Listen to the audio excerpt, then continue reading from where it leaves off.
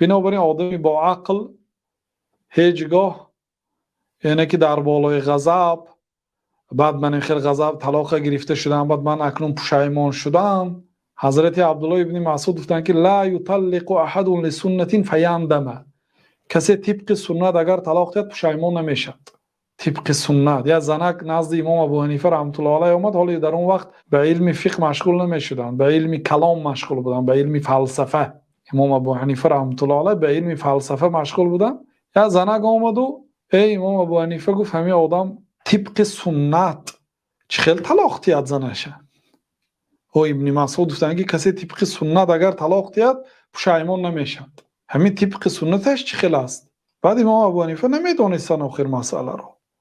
بعد گفتن که به نزد حماد ابن ابی سلیمان داره سوالات ته کمپیر، وقتی که برو آمدی جوابش مایم آگاه کن، مایم با خبر شویم.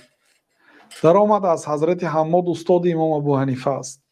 در آمده سوالش پرسید، جوابش با برآمده به امام ابو حنیفه گفت. بعد امام ابو حنیفه از همونجا، یعنی همین مسئله سبب شد، مسئله طلاق سنی طبق سنت چه خیلی آدم باید طلاق دید تا اینکه پشیمان نشه، همین مسئله سبب شد که امام ابو حنیفه علم فلسفه پرت افتند و علم کلام روی به علم فقه آوردن. به نزد حماد در آمدن با مسجد تا وفات حماد ملازمت کردن.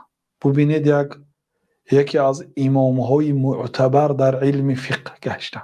الناس عیال على ابی حنیفه فی الفقه. امام شافعی میگن که مردم یعنی علما در علم فقه در پیش امام ابو حنیفه مانند زن و کودک در نزد شوهرش، یعنی در نزد صاحب خانه چه خیلی محتاج هستند.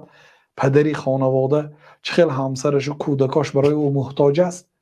مردم در علم فقه به امام ابو حنیفه محتاج هستند. یعنی همین خیلی شخص گشتن به سبب اینکه حماد ابن ابی سلیمان تا آخری حیاتش ملازمت کرده، از او علم فقه گرفت. بنابراین اگر انسان طبق شریعت در همه کارهاش عمل کند، طلاق هم طبق سنت اگر میدادید پشیمان نمیشدید. شما همون زنم حق ندارد که پیامبر صلی الله علیه و سلم کدام زنی که از شوهرش بدون گناه طلاق طلب کند بوی جنت نمیبیند.